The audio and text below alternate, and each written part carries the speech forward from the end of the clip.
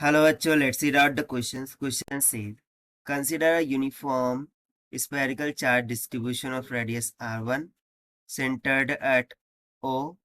In this distribution, a spherical cavity of radius r2 centered at point P with a distance OP equals to A equals to r1 minus r2 C figure is made.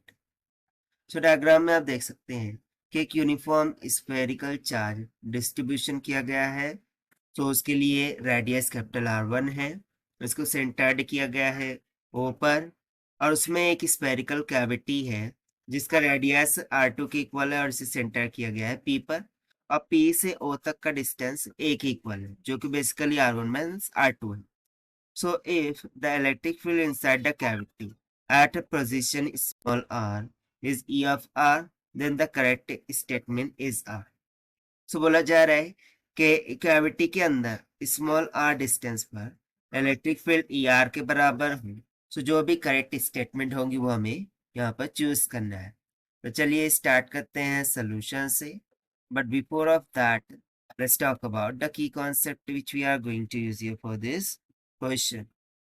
सो यहाँ पर हम simply electric field due to density और surface charge density उसका formula use करेंगे। So we will say that कि यहाँ पर हम कंसेप्ट यूज करने वाले हैं इलेक्ट्रिक फील्ड का due to density.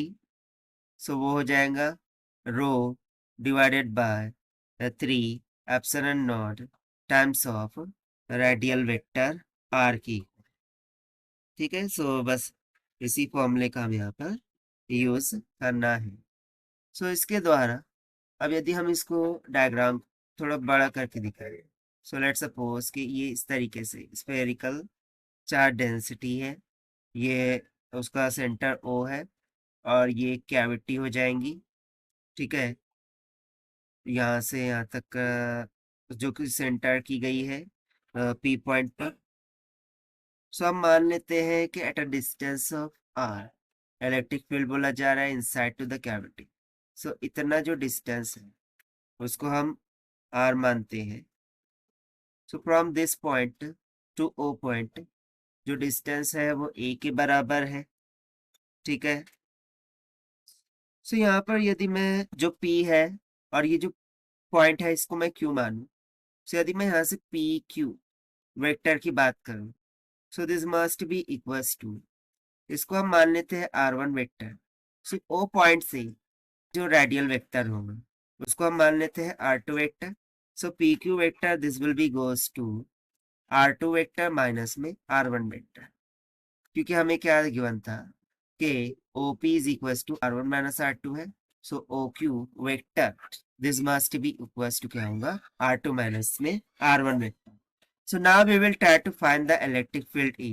So this will be equals to, so इसको हम मानेंगे E1 वेक्टर प्लस में E2 vector. So this will be goes to rho divided by 3 epsilon naught, और रेडियल वेक्टर हो जाएगा OA वेक्टर प्लस में rho divided by 3 epsilon naught, radial vector हो जाएगा AP vector. So this will be equals to rho divided by 3 epsilon naught into the bracket OA vector plus में AP vector. So this is what the net electric field here. So now if you see that OA vector plus AP vector, this is nothing but equals to OP vector होगा यहाँ पर, sorry यहाँ पर A नहीं OQ होगा ना, right, क्योंकि हमने Q माना है। सो बेसिकली इस पॉइंट को हमने Q माना है, सो ये OQ vector QP vector OQ vector और QP वेक्टर है। सो यदि मैं यहाँ पर देखूँ, so PQ vector is what R2 vector minus R1 vector. So यहाँ से मुझे OQ vector plus OQP vector from the figure किसके इक्वल मिल जाएगा, इस OP वेक्टर की। So we would say that the required electric field is equals to rho divided by 3 epsilon naught times of OP vector होगा। So this was to be equals to rho divided by 3 epsilon naught times of OP vector क्या है, A के equal है।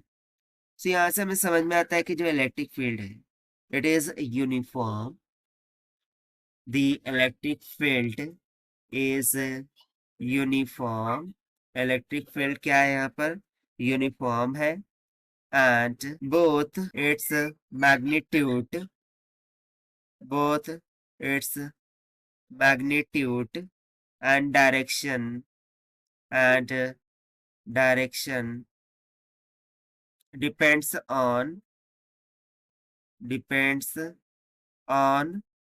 the value a. So इस concept के according अब यदि हम ऑप्शन चेक करें, सो अब ऑप्शन को चेक आउट करते हैं। सो एम बोला जा रहा है is uniform, its magnitude independent of R two, so ये इनकरेक्ट हो गया। Is uniform, its magnitude depends on R two and its direction depends on R, ये भी इनकरेक्ट हो गया क्योंकि ये ए पर डिपेंड कर रहा है। Is uniform, its magnitude independent of A but its direction depends on A, so ये भी इनकरेक्ट हो जाएगा। सो लास्ट ऑप्शन करेक्ट होगा कि E is uniform and both its magnitude and direction depends on A, यानी कि यहाँ से option D is going to be correct while A, B, C all are incorrect because it's only depends on the value of A here which we have derived. So therefore only option D is correct. So this is the required solution. I hope you understand. Well, best of luck. Thank you.